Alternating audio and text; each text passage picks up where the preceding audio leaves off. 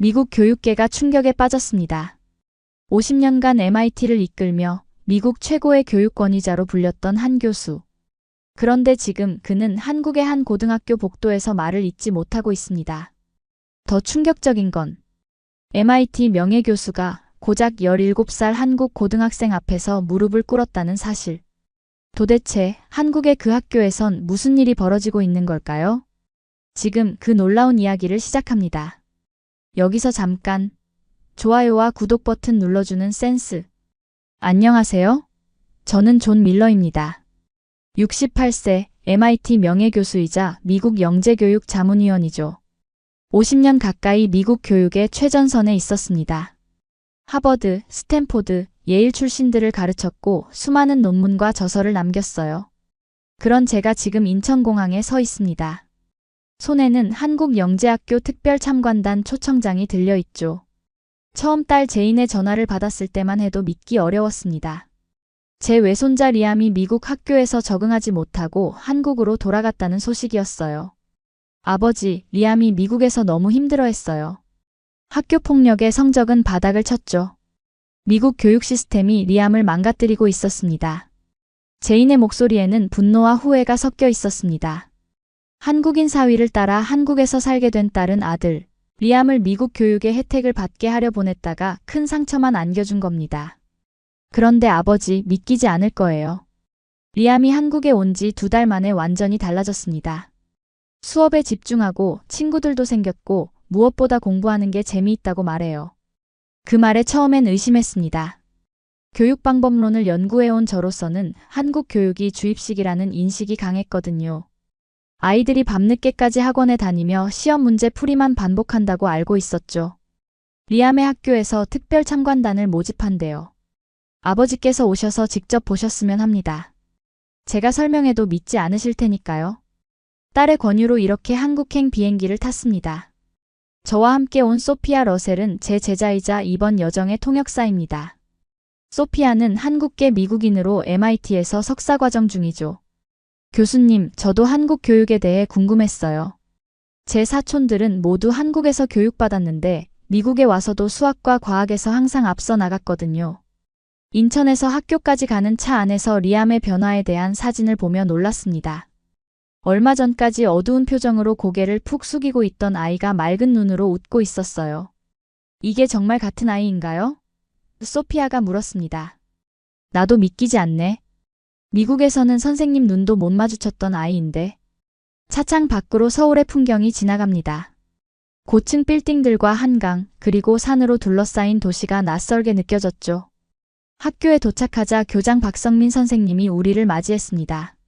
밀러 교수님, 먼 길 오시느라 고생하셨습니다. 저희 학교에 관심 가져주셔서 감사합니다. 교장 선생님의 영어는 유창했고 태도는 정중했습니다. 그의 안내를 따라 학교로 들어서는 순간 리암이 달려와 저를 꼭 안았어요. 할아버지, 와주셔서 정말 기뻐요. 제가 배우는 모든 걸 보여드릴게요. 리암의 눈빛에서 오랫동안 보지 못했던 호기심과 자신감을 발견했습니다. 그 순간 미국을 떠나온 긴 여정이 의미 있게 느껴졌죠. 리암, 네가 이렇게 행복해하는 모습을 보니 할아버지도 기쁘구나. 네가 배우는 것들이 무척 궁금하구나. 영재학교의 첫인상은 의외로 평범했습니다. 하지만 이것이 제 인생을 바꿀 여정의 시작이 될 줄은 그때는 몰랐어요. 미국 교육의 한계를 직시하고 한국 교육의 진면목을 발견하게 될 이 여정이 지금 막 시작되었습니다. 아침 일찍 영재학교에 도착했습니다. 첫인상은 예상과 달리 조용했어요. 미국 고등학교처럼 시끌벅적한 분위기가 아니라 대학 캠퍼스 같은 차분함이 느껴졌죠. 이게 바로 한국 교육의 엄격함인가 싶었습니다. 교수님, 저희 학교는 일반 고등학교와 조금 다릅니다. 학생들이 스스로 연구 주제를 선택하고 탐구하는 방식으로 운영되거든요. 박성민 교장이 설명했습니다. 통로 양쪽으로 잘 정돈된 교실이 보였어요. 벽에는 학생들의 연구 포스터가 빼곡히 붙어 있었습니다. 순간 MIT 연구실 복도가 떠올랐죠. 첫 번째로 물리학 수업을 참관하시겠습니다. 이 수업은 전기역학 심화반인데 대부분 대학 2학년 수준의 내용을 다루고 있어요. 말도 안 된다고 생각했습니다. 전기역학은 미국 고등학교에서 거의 다루지 않는 고급 물리학이니까요. 교실에 들어서자 20명 정도의 학생들이 조용히 앉아 있었어요. 소피아가 귓속말로 속삭였습니다. 교수님, 저기 리암이 앉아 있어요. 정말 집중하고 있네요. 제 눈을 의심했습니다. 미국에서 주의력 결핍 진단까지 받았던 리암이 수업에 완전히 몰입해 있었어요. 수업이 시작되자 교수는 간단한 인사 후 바로 본론으로 들어갔습니다. 오늘은 맥스웰 방정식을 이용한 시뮬레이션 결과 발표가 있겠습니다. 첫 번째 팀 준비되었나요? 3명의 학생이 앞으로 나왔어요. 프로젝터에는 복잡한 수식과 그래프가 나타났죠. 가슴이 쿵 내려앉았습니다. 이건 분명 대학 수준이었으니까요. 저희 팀은 자기장 내에서 하전 입자의 운동 경로를 시뮬레이션했습니다. 기존 선행 연구에서는 균일한 자기장만 다뤘지만 저희는 비균일 자기장에서의 운동을 분석했어요. 학생들의 발표는 유창했습니다. 영어로 진행된 발표였는데 전문 용어와 개념을 완벽하게 설명했어요. 더 놀라운 건 다른 학생들의 질문이었죠. 진지하고 날카로운 질문들이 이어졌습니다. 시뮬레이션에서 경계 조건을 어떻게 설정했는지 궁금합니다. 입자의 초기 속도 분포를 가우시안으로 가정한 이유가 있나요? 소피아가 놀란 표정으로 저를 바라봤습니다. 교수님, 이 질문들은 대학원 세미나에서나 들을 법한 수준인데요. 고개를 끄덕였습니다. 이건 단순한 암기가 아니라 깊은 이해를 바탕으로 한 토론이었어요. 다음 수업은 화학 실험이었습니다. 학생들은 각자 연구 주제에 따라 실험을 진행했죠. 한 그룹은 유기합성을, 다른 그룹은 분광 분석을 하고 있었어요. 이 학생들은 최근 학술지에 발표된 논문을 기반으로 실험을 설계했습니다. 물론 교사의 지도 아래 안전하게 진행하고 있죠. 화학 교사가 자랑스럽게 설명했어요. 실험실 한쪽에서는 학생들이 직접 데이터를 분석하고 있었습니다. 그래프를 그리고 통계 처리를 하고 결과를 해석하는 모습이 전문 연구자 같았죠. 이 결과치는 논문의 값과 5% 차이가 나는데 어떻게 생각해? 온도 조건이 달라서 그런 것 같아. 우리가 상온에서 했잖아. 학생들의 대화에 귀를 기울였습니다. 그들은 단순히 실험 절차를 따르는 게 아니라 결과를 비판적으로 분석하고 있었어요. 미국 대학 3학년생들도 이렇게 하지 못하는 경우가 많은데 말이죠. 점심시간에 교무실에서 교사들과 이야기를 나눴습니다. 한국 교육이 암기 위주라고 알고 있었는데 전혀 다르네요. 이건 마치 연구 중심 대학 같습니다. 박 교장이 웃으며 대답했어요. 많은 외국분들이 그렇게 오해하십니다. 물론 일부 학교는 여전히 입시 위주예요. 하지만 저희 같은 영재학교는 학생들의 창의력과 문제 해결 능력을 키우는 데 집중하고 있습니다. 우리는 미래의 과학자를 키우는 것이니까요. 오후 수업은 더욱 놀라웠습니다. 학생들이 연구 노트를 기반으로 토론하는 모습, 최신 연구 동향을 분석하는 모습에 감탄했어요. 제 고정관념이 하나둘 무너지는 소리가 들리는 듯 했죠. 소피아가 속삭였습니다. 교수님, 이건 고등학교가 아니에요. 이건 연구소입니다. 그 말에 고개를 끄덕였습니다. 맞습니다. 여긴 고등학교가 아니었어요. 미래의 노벨상 수상자들이 태어나는 곳이었죠. 참관 둘째 날, 이번엔 물리학 심화 세미나를 방문했습니다. 대형 강의실에 30여 명의 학생들이 노트북을 펼쳐놓고 앉아 있었어요. 벽에는 노벨상 수상자들의 사진이 걸려 있었죠. 한쪽 구석에 리암이 앉아 있는 것을 발견했습니다. 리암은 아직 이 수업을 정식으로 듣진 않지만 청강을 허락받았답니다. 소피아가 설명했어요. 물리학 교수가 등장했습니다. 김현우 교수, 35 정도로 보이는 젊은 학자였죠. 오늘은 양자역학의 이중슬릿 실험 해석에 관한 토론이 있겠습니다. 먼저 강태우 학생의 발표부터 시작하겠습니다. 한 소년이 자리에서 일어났어요. 키가 크고 마른 체형, 검은 뿔테 안경을 쓴 17세 소년이었습니다. 그의 목소리는 차분했죠. 저는 기존 이중슬릿 실험 해석에 대한 의문점을 제기하고 싶습니다. 특히 관찰자 효과에 대한 코펜하겐 해석의 한계를 지적하고자 해요. 순간 귀를 의심했습니다. 고등학생이 양자역학의 근본적 해석에 의문을 제기한다고요? 소피아도 눈을 크게 뜨고 있었어요. 강태우는 칠판에 수식을 적기 시작했습니다. 파동함수와 확률 분포, 그리고 측정과 관련된 수학적 표현이었죠. 그런 다음 자신의 시뮬레이션 결과를 보여주었어요. 제가 개발한 이 시뮬레이션은 양자 중첩 상태를 다르게 해석합니다. 전통적 관점에서는 관측 행위가 파동함수의 붕괴를 일으킨다고 보지만 저는 정보의 흐름 관점에서 새롭게 접근했습니다. 그의 발표는 20분간 계속되었어요. 시간이 갈수록 제 심장은 빠르게 뛰었습니다. 이 소년이 말하는 내용은 단순한 학생 발표가 아니었어요. 진지한 이론적 도전이었죠. 발표가 끝나자 김 교수가 말했습니다. 태우 학생의 접근은 매우 독창적입니다. 특히 정보 이론을 양자역학에 접목한 부분이 인상적이네요. 질문 있으신 분? 여러 학생들이 손을 들었습니다. 첫 질문자는 안경을 쓴 여학생이었어요. 태우야, 내 시뮬레이션은 관측 이전 상태에 대한 가정이 다르잖아. 그런데 그걸 어떻게 검증할 수 있지? 태우는 침착하게 대답했습니다. 좋은 질문이야. 내 모델은 직접 관측으로 검증하긴 어려워. 하지만 간접적 증거를 통해 추론할 수 있어. 특히 양자 얽힘 실험에서 나타나는 현상을 더 일관되게 설명할 수 있거든. 토론은 점점 더 깊어졌습니다. 학생들은 서로의 아이디어를 존중하면서도 예리하게 질문했어요. 김 교수는 가끔 개입해 논의의 방향을 잡아주었죠. 마치 대학원 세미나를 보는 듯 했습니다. 세미나가 끝난 후 태우의 연구 노트를 볼 기회가 있었어요. 그의 노트는 빼곡한 수식과 다이어그램으로 가득했습니다. 놀라운 건 노트 구석구석에 적힌 질문들이었죠. 왜 우리는 양자역학을 이렇게 해석할까? 만약 관찰자가 없다면 세계는 어떻게 존재할까? 정보와 존재의 관계는 무엇인가? 이건 단순한 문제풀이가 아니었습니다. 근본적인 질문을 던지고 있었어요. 소피아가 옆에서 감탄했습니다. 교수님, 이 학생의 노트는 정말 놀랍네요. 제가 대학원에서 보던 연구 노트보다 더 깊이 있어요. 고개를 끄덕였습니다. 이 소녀는 문제를 푸는 게 아니라 구조를 재해석하고 있어. 본질을 꿰뚫고 있지. 점심시간 태우를 직접 만날 기회가 있었습니다. 그는 수줍게 미소 지었어요. 밀러 교수님을 만나게 되어 영광입니다. 교수님의 양자정보이론 논문을 읽었어요. 특히 정보 엔트로피와 관련된 부분이 인상적이었습니다. 제 논문을 읽었다고요? 그것도 가장 어려운 부분을 이해했다니 놀라움을 감추지 못했습니다. 네가 내 논문을 읽었다니 놀랍구나.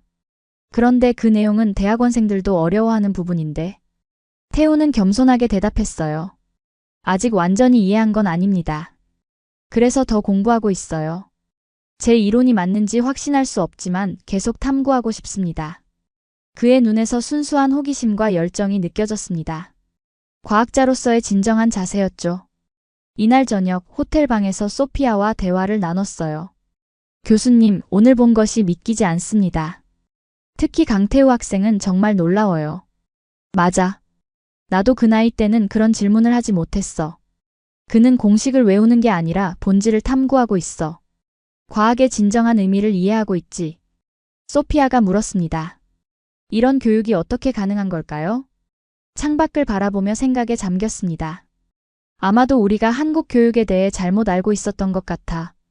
적어도 이 학교는 단순 암기가 아니라 깊은 사고를 가르치고 있어. 내일은 태우를 더 관찰해봐야겠어. 셋째 날 오전 강태우를 찾아 나섰습니다. 그의 심층 연구를 더 알고 싶었거든요. 교실에서 찾아보았지만 보이지 않았어요. 리암에게 물었죠. 태우를 본 적 있니? 그와 이야기를 더 나누고 싶구나. 리암은 고개를 끄덕였습니다. 오늘은 태우 선배가 개인 연구 시간이에요. 아마 뒤쪽 운동장에 있을 거예요. 검도 동작을 연구하고 있거든요. 검도라고요? 소피아와 함께 운동장으로 향했습니다. 학교 건물 뒤편 작은 잔디밭에서 태우를 발견했어요. 검도복은 아니었지만 대나무 검을 들고 동작을 반복하고 있었죠. 한쪽에는 노트북이 열려 있고 작은 카메라가 삼각대에 설치되어 있었습니다. 조용히 다가가 관찰했어요. 태우는 같은 동작을 여러 번 반복한 후 노트북을 확인하고 무언가를 메모했습니다. 그러다 우리를 발견하고 인사했어요. 교수님, 여기서 뵐 줄은 몰랐습니다. 제 연구가 좀 특이하죠? 미소를 지으며 다가갔습니다. 매우 흥미롭구나. 무슨 연구를 하고 있는 거지? 태우는 대나무 검을 내려놓고 노트북 화면을 보여주었어요. 검도 동작의 물리학적 효율성을 분석하고 있습니다. 특히 최소한의 에너지로 최대 충격량을 전달하는 최적 각도와 속도를 찾고 있어요. 화면에는 그의 동작이 녹화되어 있었습니다. 그리고 동작 분석 소프트웨어가 그의 움직임을 벡터와 그래프로 표시하고 있었죠. 소피아가 감탄했어요. 와, 이건 바이오메카닉스 연구인데요. 스포츠 과학자들이 하는 일이에요. 태우는 노트북의 다른 창을 열었습니다. 복잡한 수식과 다이어그램이 보였어요. 뉴턴 역학의 기본 원리를 적용했습니다. F는 ma는 물론이고 충격량 개념이 중요해요. 간단히 말하면 J는 F 델타 T인데 이 충격량을 최대화하는 방법을 연구하고 있죠. 그의 설명은 명확했습니다. 기초 물리학을 실생활에 적용하고 있었어요. 하지만 거기서 그치지 않았죠. 여기서 더 나아가 회전운동의 원리도 고려해야 합니다. 각운동량 L은 I 오메가와 토크, 타우는 R 크로스 F의 관계가 중요하죠. 검도에서는 손목의 회전이 칼끝의 속도에 큰 영향을 미치거든요. 그가 메모장을 펼쳐 보여주었습니다. 빼곡한 수식과 그래프, 그리고 직접 그린 인체 동작의 다이어그램이 있었어요. 전문 연구자의 노트 같았죠. 이 연구를 어떻게 시작하게 되었니? 궁금했습니다. 태우는 잠시 생각하더니 대답했어요. 2년 전 검도를 시작했는데 체격이 좋지 않아 항상 불리했습니다. 그래서 생각했죠. 물리학을 이용하면 효율적인 동작을 찾을 수 있지 않을까? 힘이 약해도 올바른 각도와 타이밍으로 치면 더 강한 충격을 줄 수 있을 테니까요. 그의 말에 감탄했습니다. 이것이야말로 진정한 응용과학이었죠. 교과서 지식을 실생활 문제 해결에 사용하는 능력이었습니다. 실제로 효과가 있었나? 소피아가 물었어요. 태우는 자신의 팔을 보여주었습니다. 마른 체격이었지만 근육이 단단해 보였어요. 작년 대회에서 3위를 했습니다. 저보다 체격이 좋은 선수들을 물리학으로 이겼죠. 하지만 아직 완벽하지 않아요. 지금은 충격량 외에도 에너지 효율성을 더 연구하고 있습니다. 태우가 다시 자리에 서서 동작을 시연했어요. 이제 보니 그의 움직임이 얼마나 정교한지 알 수 있었습니다. 동작 하나하나가 계산된 것 같았죠. 기존 검도 동작과 제가 개선한 동작의 차이를 보여드릴게요. 두 가지 다른 동작을 보여주었습니다. 첫 번째는 전통적인 검도 동작, 두 번째는 그가 수정한 동작이었어요. 육안으로 봐도 두 번째 동작이 더 유연하고 빨라 보였죠. 놀랍구나. 네가 물리학을 이렇게 실제로 적용하다니. 태우는 쑥스러운 듯 웃었습니다. 사실 이게 제 연구의 첫 단계일 뿐이에요. 장기적으로는 이 데이터를 바탕으로 다른 무술이나 스포츠에도 적용 가능한 모델을 만들고 싶습니다. 물리학은 종이 위의 공식이 아니라 실제 세계를 이해하는 도구니까요. 그 말에 가슴이 뭉클해졌습니다. 50년 가까이 물리학을 가르쳐 왔지만 이렇게 순수하게 과학의 본질을 이해하는 학생은 드물었어요. 운동장을 떠나며 소피아에게 말했습니다. 공부란 단지 머리로 하는 것이 아니라는 걸 오늘 다시 배웠어. 온몸으로 하는 거지. 소피아는 고개를 끄덕였어요. 태우는 이론과 실천을 연결하고 있어요. 이건 진정한 과학자의 자세요. 학교 건물로 돌아오는 길에 생각했습니다. 미국의 영재교육과 한국의 이 학교 사이에는 어떤 차이가 있는 걸까요? 왜 이렇게 다른 결과를 만들어내는 걸까요? 무언가 중요한 것을 놓치고 있었습니다. 그리고 그것을 찾아야 한다는 사명감이 생겼어요. 넷째 날 아침입니다. 호텔 책상에 앉아 태우의 연구 내용을 정리했습니다. 그의 검도 동작 분석과 양자역학 재해석 논문을 읽으며 메모했어요. 소피아가 커피를 가져왔습니다. 교수님, 이메일 확인하셨나요? MIT에서 연락이 왔더라고요. 노트북을 열고 이메일을 확인했어요. 마이클 데이비스 교수의 메시지였습니다. 그는 MIT 물리학과 학과장이자 제 오랜 동료죠. 존, 네가 보낸 한국 학생 자료를 검토했네. 흥미로운 연구야. 더 자세한 내용을 보내줄 수 있겠나? 미소가 지어졌습니다. 누구보다 까다로운 마이클이 관심을 보인 겁니다. 소피아에게 말했어요. 태우의 연구가 MIT에서 주목받고 있어. 오늘 더 자세한 자료를 수집해서 보내야겠어. 학교에 도착하니 박 교장이 반갑게 맞아주었어요. 그의 표정이 밝았습니다. 밀러 교수님, 좋은 소식이 있어요. 강태우 학생이 국제청소년 과학 캠프 참가 자격을 얻었습니다. 놀라운 소식이었죠. 박 교장은 태블릿을 보여주었어요. 국제청소년 과학캠프는 전 세계 고등학생들이 참가하는 권위 있는 행사입니다. 태우의 검도 동작 물리학 연구가 선정되었어요. 학교 추천으로 지원했는데 심사위원들이 높게 평가했습니다. 기쁜 마음으로 태우를 찾아갔어요. 그는 실험실에서 데이터를 분석하고 있었습니다. 소식을 전하자 수줍게 웃었어요. 감사합니다. 사실 저도 방금 알았어요. 아직 실감이 나지 않네요. 태우에게 MIT 측의 관심도 전했습니다. 그의 눈이 커졌어요. 정말인가요?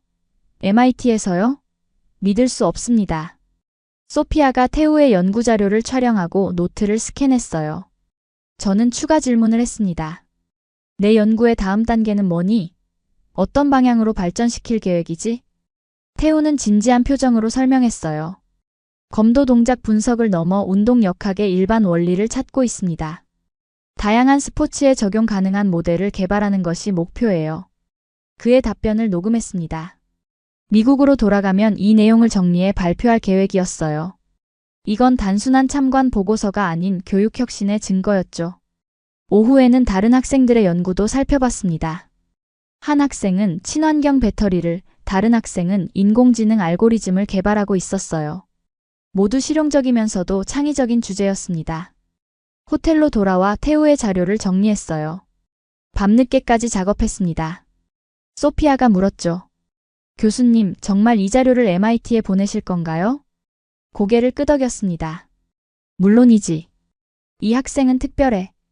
우리 대학원생들보다 더 깊은 통찰력을 가지고 있어. 이메일을 작성했어요. 태우의 연구 요약과 함께 제 의견을 덧붙였습니다. 마이클, 이 학생은 단순히 영재가 아니야. 과학의 본질을 이해하고 있지. 특히 물리학을 실생활 문제 해결에 적용하는 능력이 뛰어나네. MIT 여름 인턴 프로그램에 추천하고 싶네. 전송 버튼을 눌렀습니다. 창밖을 바라보며 생각에 잠겼어요. 이 경험이 제 교육관을 완전히 바꾸고 있었죠. 다음 날 아침 마이클의 답장이 왔습니다. 놀라운 내용이었어요. 존, 자료 검토했네. 인상적이야.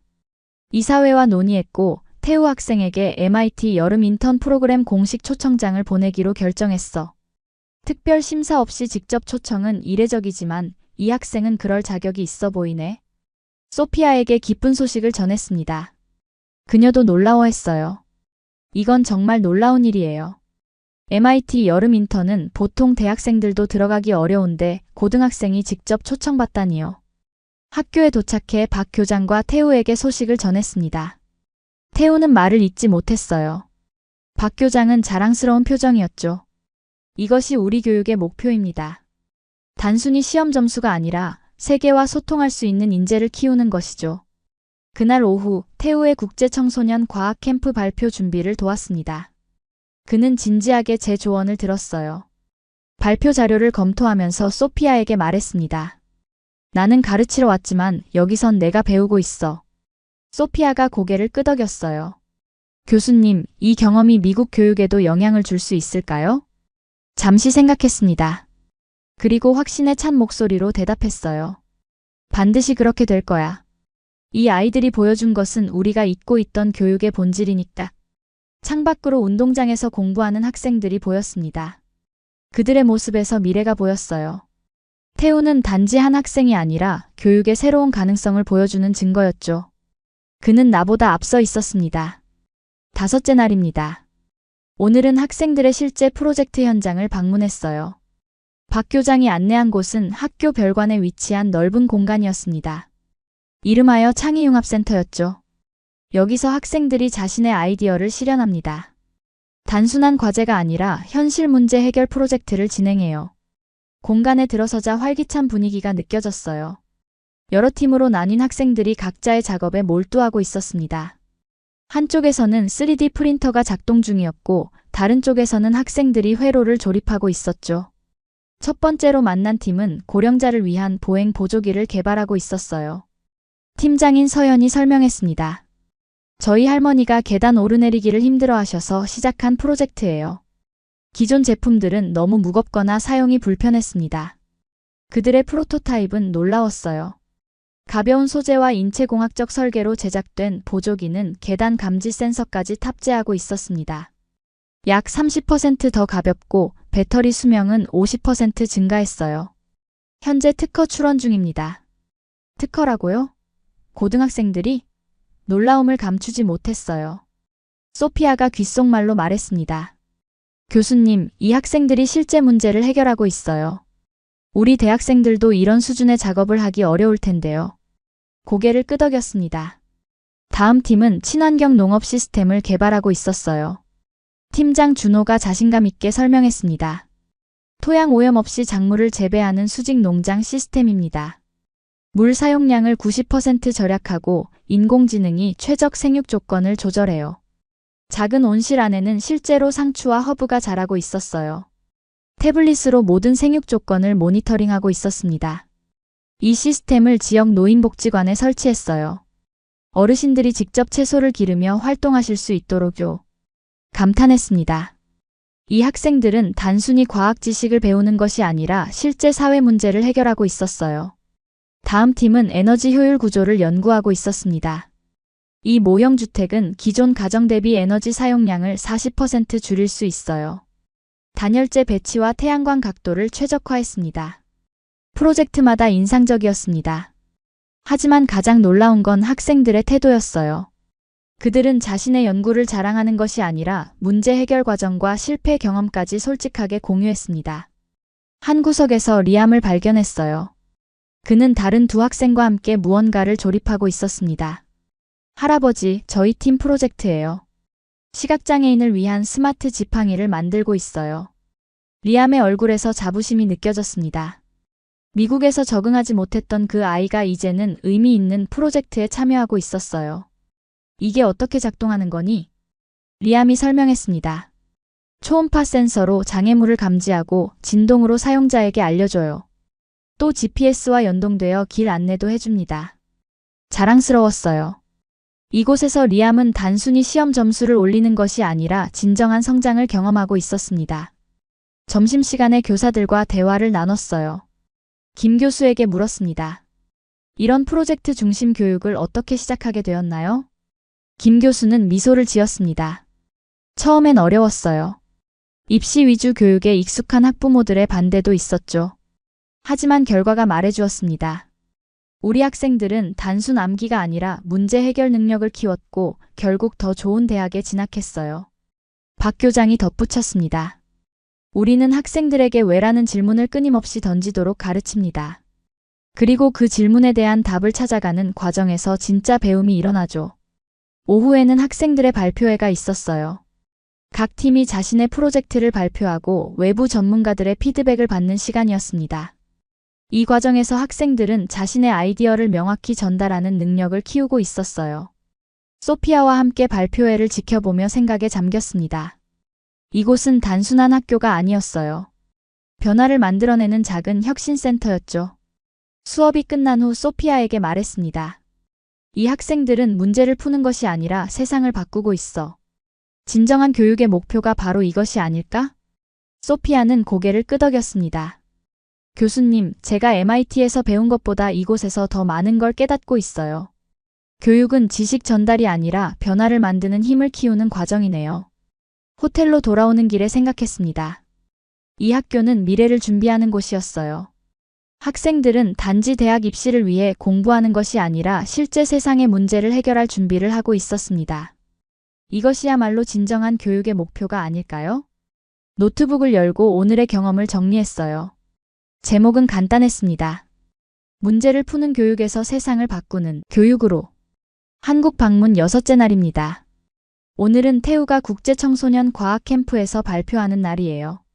서울 중심부 컨벤션 센터에 도착했습니다. 전 세계에서 온 학생들과 교육자들로 붐비는 모습이 인상적이었어요. 교수님, 태우가 저기 있어요. 소피아가 가리킨 방향을 보니 태우가 발표 자료를 최종 점검하고 있었습니다. 가까이 다가가 격려했어요. 긴장하지 마. 넌 이미 충분한 준비가 되어 있어. 태우는 고개를 끄덕였습니다. 감사합니다. 교수님 덕분에 자신감이 생겼어요. 발표 시간이 되었어요. 태우는 무대에 올라 자신의 연구를 설명했습니다. 검도 동작의 물리학적 분석과 그 원리를 다른 신체 활동에 적용한 결과를 발표했죠. 청중들은 집중해서 들었어요. 질의응답 시간에는 날카로운 질문들이 쏟아졌지만 태우는 자신감 있게 답변했습니다. 결과 발표 시간 태우는 최우수상을 받았어요. 심사위원은 그의 연구가 이론과 실제의 완벽한 조화를 보여주었다고 평했습니다. 태우는 트로피를 들고 기뻐했어요. 저는 자랑스러운 마음으로 지켜봤습니다. 호텔로 돌아와 노트북을 열었어요. 마이클로부터 온 이메일이 있었습니다. 존, 네가 보낸 한국 교육 보고서가 MIT 교육혁신센터에서 큰 관심을 받고 있네. 미국 교육부 관계자들에게도 전달했어. 다음 달 글로벌 교육 토론회에서 발표해주겠나? 놀라웠어요. 제 보고서가 이렇게 빨리 영향을 미치다니요. 바로 답장을 보냈습니다. 물론이지. 한국의 교육 모델에 대해 기꺼이 발표하겠네. 다음 날 아침 CNN 한국 지부에서 연락이 왔습니다. 태우의 수상 소식이 알려지면서 제가 그의 멘토로 소개되었다고 해요. 인터뷰 요청이었죠. 소피아와 상의했습니다. 해야 할까? 난 그저 참관자일 뿐인데. 소피아는 미소를 지었어요. 교수님께선 이제 단순한 참관자가 아니에요. 두 나라의 교육을 연결하는 다리가 되셨습니다. CNN 스튜디오에 도착했어요. 인터뷰어가 질문했습니다. 밀러 교수님, 한국 교육에 대한 견해가 궁금합니다. 미국 최고의 교육 전문가로서 어떤 인상을 받으셨나요? 카메라 앞에서 진심을 담아 말했어요. 나는 이 작은 나라에서 우리가 잃어버린 교육의 본질을 봤습니다. 한국 영재학교 학생들은 단순히 시험을 위해 공부하는 것이 아니라 실제 문제를 해결하기 위해 배웁니다. 인터뷰를 마치고 나왔을 때 기분이 묘했어요. 50년 가까이 미국 교육을 이끌어온 제가 한국 교육을 극찬하다니요. 하지만 진심이었습니다. 학교로 돌아오니 박 교장이 반갑게 맞아주었어요. 교수님 덕분에 우리 교육의 가치를 재확인하게 됐습니다. 박 교장의 말에 고개를 저었어요. 아닙니다. 제가 오히려 배우고 있습니다. 오후에는 태우와 함께 국제과학 포럼 발표를 준비했습니다. 태우는 MIT 교수진과의 공동연구 제안을 받았어요. 놀라운 성과였죠. 태우, 너는 세계적인 무대에서 활약할 준비가 되어 있어. 태우는 겸손하게 대답했습니다. 모두 교수님과 선생님들 덕분이에요. 저녁에는 학부모들과의 간담회가 있었어요. 한 학부모가 물었습니다. 교수님께서는 미국과 한국 교육의 가장 큰 차이점이 무엇이라고 생각하시나요? 잠시 생각한 후 대답했습니다. 미국 교육은 개인의 자유와 창의성을 강조합니다. 반면 한국 교육은 기초와 응용의 균형을 중시해요. 한국은 특히 지식을 실생활에 적용하는 능력을 키우는 데 탁월합니다. 호텔로 돌아오는 길에 소피아가 물었어요. 교수님, 정말 미국 교육계의 변화를 가져올 수 있을까요? 창밖을 바라보며 대답했습니다. 쉽지 않겠지만 시도해야 해. 한국의 교육 모델이 보여준 가능성은 분명해. 한국 방문 마지막 날입니다. 내일이면 미국으로 돌아가야 해요. 호텔 방에서 짐을 정리하며 이번 여정을 되돌아봤습니다. 일주일 전만 해도 한국 교육에 대해 편견을 가지고 있었어요. 이제는 모든 것이 달라졌죠. 소피아가 문을 두드렸습니다. 교수님, 마지막 날인데 리암을 보러 가실래요? 고개를 끄덕였어요. 그래. 손자와 작별 인사를 해야지. 리암의 집으로 향했습니다. 제인의 아파트는 서울 북부 주택가에 있었어요. 현관문을 열자 리암이 반갑게 맞아주었습니다. 할아버지 오셨네요. 제 방 구경하실래요? 리암의 방은 깔끔했습니다. 책상 위에는 열린 노트와 교과서가 놓여 있었어요. 벽에는 과학 포스터와 리암이 직접 그린 그림들이 붙어 있었죠. 미국에서 본 리암의 방과는 완전히 달랐습니다. 리암, 요즘 학교 생활은 어떠니? 리암의 눈이 반짝였어요. 정말 재미있어요. 오늘은 팀 프로젝트 발표가 있었는데 다들 제 아이디어를 좋아했어요. 리암이 노트북을 열어 프로젝트를 보여주었습니다. 시각장애인을 위한 스마트 지팡이 개발 과정이었어요. 리암은 프로토타입 제작에 참여했다고 했습니다. 할아버지, 미국에서는 이런 걸 할 기회가 없었어요. 여기선 제가 직접 만들고 실험할 수 있어요. 가슴이 뭉클해졌습니다. 몇 달 전만 해도 우울증에 시달리던 리암이 이제는 열정적으로 학업에 몰두하고 있었어요. 제인이 커피를 가져왔습니다. 아버지, 리암이 많이 달라졌죠? 처음에는 저도 한국 교육을 의심했어요. 하지만 믿기지 않을 정도로 아이가 달라졌네요. 창밖을 바라보며 말했습니다. 제인, 내 말이 맞았어. 내가 한국 교육을 오해하고 있었어. 리암이 잠시 자리를 비운 사이 제인과 이야기를 나눴어요. 제인은 리암이 한국에 온 후 어떻게 변화했는지 설명했습니다. 처음에는 언어 장벽으로 힘들어했지만 선생님들의 개별 지도와 친구들의 도움으로 빠르게 적응했다고 해요. 아버지, 여기 선생님들은 단지 교과서 내용만 가르치는 게 아니에요. 아이들이 왜 배워야 하는지, 어떻게 사용할 수 있는지 알려줘요. 그 말에 고개를 끄덕였습니다. 제가 본 영재학교에서도 같은 모습을 봤으니까요. 교육은 단순한 지식 전달이 아니라 삶의 도구를 주는 것이었습니다. 저녁 식사 후 리암은 자기 방으로 돌아갔어요. 문틈으로 리암이 책상에 앉아 공부하는 모습을 지켜봤습니다. 그 모습에 벅찬 감정이 몰려왔어요. 이번 여행은 단순한 학교 방문이 아니었습니다. 제 인생을 바꾸는 여정이었죠. 조용히 리암의 방 문을 열었어요. 괜찮니? 내일 아침 일찍 떠나야 해서 지금 인사하러 왔어. 리암은 의자에서 일어나 저를 꼭 안았습니다. 할아버지, 다음에 미국에 가면 MIT도 구경시켜 주실 거죠? 미소를 지었어요. 물론이지. 어쩌면 몇 년 후에는 네가 MIT 학생이 될 수도 있겠구나. 리암의 방을 나와 호텔로 돌아가는 길에 생각에 잠겼습니다. 50년 가까이 교육개혁을 주장해왔지만 정작 제가 배워야 할 것이 많았어요. 소피아에게 말했습니다. 우리는 아이들에게 가르친다고 생각하지만 가끔은 그들이 세상을 가르쳐주는 것 같아. 호텔 방으로 돌아와 수첩을 꺼냈어요. 이 일주일간의 경험을 정리할 시간이었습니다. 타이틀을 적었어요. 한국 교육 보고서, 세상을 바꾸는 학교. 첫 페이지를 넘기며 글을 쓰기 시작했습니다. 나는 MIT의 명예교수로서 50년간 미국 교육의 최전선에 있었다. 그리고 지난 일주일간 한국의 작은 영재학교에서 교육의 본질을 다시 배웠다. 진정한 교육은 암기가 아니라 문제 해결 능력이다. 그리고 그것을 이미 실천하고 있는 나라가 있다. 바로 대한민국이다. 창밖으로 서울의 밤 풍경이 보였어요. 내일이면 미국으로 돌아가지만 제 마음은 이미 변화했습니다. 이제 제가 배운 것을 미국 교육에 적용할 차례였어요. 소피아가 메시지를 보내왔습니다. 교수님, 내일 아침 6시 출발입니다. 준비되셨나요? 메시지에 답했어요. 준비됐어. 이제 우리의 진짜 일이 시작되는 거야. 노트북을 닫고 창가로 걸어갔습니다. 서울의 불빛이 별처럼 빛나고 있었어요. 한국에서의 경험은 끝나지만 새로운 여정은 이제 시작되는 것이었죠. 미국 교육을 변화시킬 여정, 그리고 진정한 교육의 의미를 다시 찾아가는 여정 말입니다. 침대에 누워 생각했어요. 태우와 리암, 그리고 만났던 많은 학생들의 얼굴이 떠올랐습니다. 그들은 단지 공부만 하는 아이들이 아니었어요. 세상을 바꿀 준비를 하는 미래의 주역들이었죠. 눈을 감으며 다짐했습니다. 이 경험을 바탕으로 미국 교육에 새로운 바람을 일으키겠다고요. 한국에서 배운 교훈을 많은 사람들과 나누겠다고 다짐했습니다. 그것이 제가 할 수 있는 최선의 감사 표현이라고 생각했어요. 오늘의 사연은 어떠셨나요? 이번 영상을 어떻게 생각하시는지 댓글로 의견을 남겨주시고 좋아요를 눌러주세요.